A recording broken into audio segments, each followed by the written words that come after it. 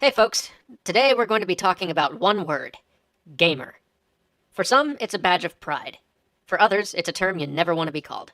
It's at the heart of the discussion over whether or not video games are art, and it's part of the reason so many of us still don't play our PSPs in public. Gamer itself is an odd term. It's pretty unique. Think about film or books. You don't call people who watch movies filmers or film watchers, and you don't call people who enjoy novels readers or bookers. Actually, that one's kind of fun. Bookers. Where was I? Yes. The fact is, none of those other mass media have a term analogous to gamer. The only other time you refer to a person by the media they enjoy, outside of games, is when the person is a kind of a connoisseur, or has an almost pathological obsession with that media. Film buff. Bookworm. A bibliophile or audiophile is not someone who merely likes books or music. They're someone who fixates on these media to the complete exclusion of other aspects of their life. I'm fine with the term ludophile, I suppose.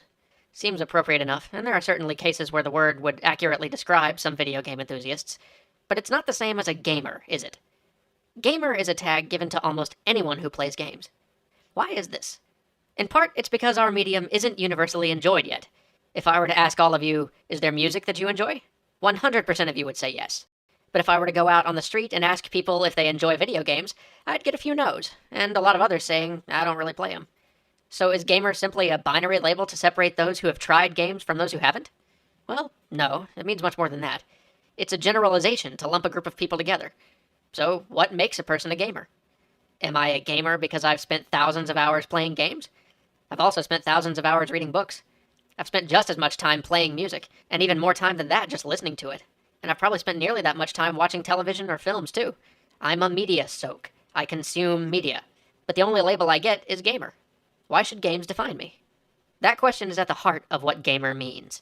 The term itself is vague, almost to the point of being meaningless, but it finds meaning in the stereotype that surrounds it. The stereotype is one we've always known.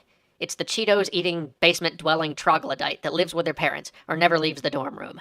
It's the ultra-hardcore, gay-bashing, noob-hating shooter fan, and the 8-year-old teabagger. These are the images that are wrapped up into a single package under the term gamer. And I guess some of that's on us. It's our responsibility to change that. That's where we just have to grow up a little and stop using games as a way to vent our insecurities or flee from an unaccepting outside world. Just because games can be great for occasional escapism doesn't mean they're a place to hide. They should be objects of joy, exciting, exhilarating, life-affirming. Games show us what we could be. They show us each day that we can succeed and overcome. But don't get me wrong, this unpleasant gamer stereotype isn't all our fault. Part of the ugliness behind the term comes from a frightened, neophobic world that's no more secure or mature than the groups it labels. Games get demonized and marginalized because they're an easy target. It happened to comics, it's happened to music, and now it's happening to us. People who don't understand the medium and won't take the time to become informed about the things they criticize have perpetuated a stereotype that is no longer true, and honestly, probably never was. Now, let me ask you, have you ever been embarrassed to play a game in a public setting? Maybe a little? Now how about reading a book? The times you've been embarrassed reading a book in public, I'm willing to bet it's because of the specific book you were reading. But many of us feel shy about playing even the best, most worthwhile games in public. We're embarrassed not about the content or the value of what we're doing, but the medium it's presented in. We are, in fact, afraid of the stigma, the label attached to being a gamer. I've met many gamers who even lead a double life, proud to be a gamer amongst their gamer friends, but in ardent denial when not. Sound a little familiar? It sure does to me. Well, it shouldn't be that way, and we can't let it continue. This gamer label and stereotype need to go. Playing games is a normal activity, and there should not be any shame attached to that. So how do we get there? First off, the good news. We're on our way. Conan O'Brien can make cracks about Halo on a major network, and Ice-T can tweet about how elite his Call of Duty skills are. The sheer value of the medium and the joy it brings are slowly winning out. Rejoice, people. Gaming is finally becoming the norm. But it's not going to happen on its own. Look, let's just jump right to the hardest part. We game enthusiasts have formed our own beautiful exclusionary culture. We have our own jokes. We have our own vocabulary, our own music, and our own heroes. This is a beautiful thing, and I wouldn't change it for the world. But one of the unfortunate downsides of it is that it's set us apart. As a response to the stigma that is associated with gamers, many of us have chosen to associate only with other gamers. This only reinforces the stereotype of gamers as antisocial people. Now, take it easy. I'm not saying that you need to get your ass out there and learn to love football or rodeos or whatever. But I think we should all feel comfortable talking to non-gamers about something other than video games now and then.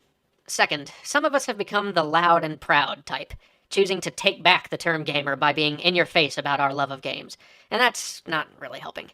Look, much as an opera aficionado should be proud of their knowledge and the way their favorite medium has enriched their lives, so too should video game enthusiasts. That doesn't mean we have to raise a banner and go to war over it. Loving games doesn't mean we have to start looking down on jocks just because some of them have looked down on us before. And we don't have to hate on casual players just because they don't love games the way we do. We don't have to broadcast to the world how different we are. Let's just be us. We don't have anything to prove to anyone. We as a community can be more, and that's the only thing we should be concerned with. And speaking of which, third, we have got to clean up our community a little. Seriously, it's embarrassing. Talking about skull-f***ing someone's mom because he happens to prefer the PS3 over the 360 does not paint us in the best light as a group. Can we please just start being better than this? Please? Lastly, we have to demand better games. We're getting to the point where we have a library of games to turn to when someone tries to tell us games have no value, or that video games are just mindless killing. But as an industry, we can do so much more. Don't settle for second-rate titles. Don't let your friends settle for them either. Friends don't let friends buy shovelware. I know we've been pretty content to settle for what we've been getting so far, but the game industry is never going to make its Godfather or its Blade Runner, much less its Seventh Seal or its Cabinet of Dr. Caligari, unless we start asking for it. But it looks like I've gone on too long and not said nearly enough. Perhaps we'll come back to this topic someday later. Let's just leave it at this for now. We will be known as gamers for as long as gaming is seen as abnormal. And as long as gaming is seen as abnormal, it will carry with it that stigma that hampers games and gamers from being taken seriously. We should absolutely be proud of the fact that we are pioneers in this new medium, embracing it in its earliest stages. So, as gaming's evangelists, let's try to act with the respect and dignity that this medium deserves.